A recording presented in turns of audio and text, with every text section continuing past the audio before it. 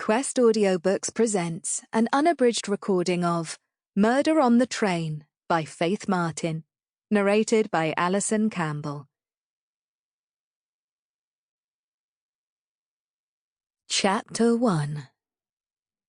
At just gone 10:30 on a bright and sunny June morning, Hillary Greene snapped shut the lid of her suitcase with a sigh of satisfaction and put it on the floor by her single bed.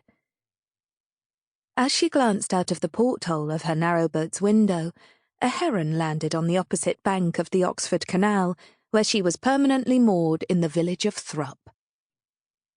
The bird peered hopefully into the base of a small stand of reed mace that it had spotted growing there, no doubt hoping to snaffle an unwary stickleback or two for its breakfast, or even a dace or bream. "Good luck, mate," she murmured to it, pleased to see the bird after whom her boat, the Mollern, had been named. But the fish on this stretch of the water were very much accustomed to anglers and their cunning ways, and she doubted that even one of the feathered variety would have much joy. She hauled her case out and onto the bottom of the steps that led up to the stern of her boat, then doubled back to do a quick inventory. All windows closed and locked? Check. All gas appliances turned off and safety valves employed? Check. Water valves likewise firmly closed? Check.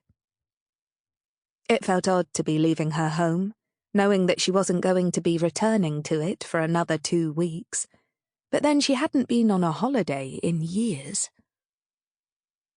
After a last swift look around, she picked up her case and hefted it up the short set of metal steps and onto the tiny platform that was the rear of the boat. Having made sure that the padlock which secured the iron door, the only entrance and exit onto her boat, was snapped firmly in place, she hitched her handbag over one shoulder, picked up the suitcase, and stepped off onto the towpath.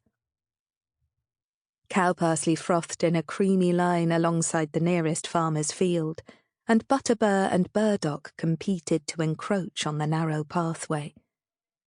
In the hedge, a whitethroat abruptly stopped singing as she passed, but she didn't take it personally, and as she approached the boat, one of the village's 2 pubs, she felt her spirits positively lift. And why not? She was off on a holiday. Well, of sorts, anyway. And for 2 weeks her life would not involve murder victims or murder suspects, work colleagues, people lying to her face, or... Sample complete. Ready to continue?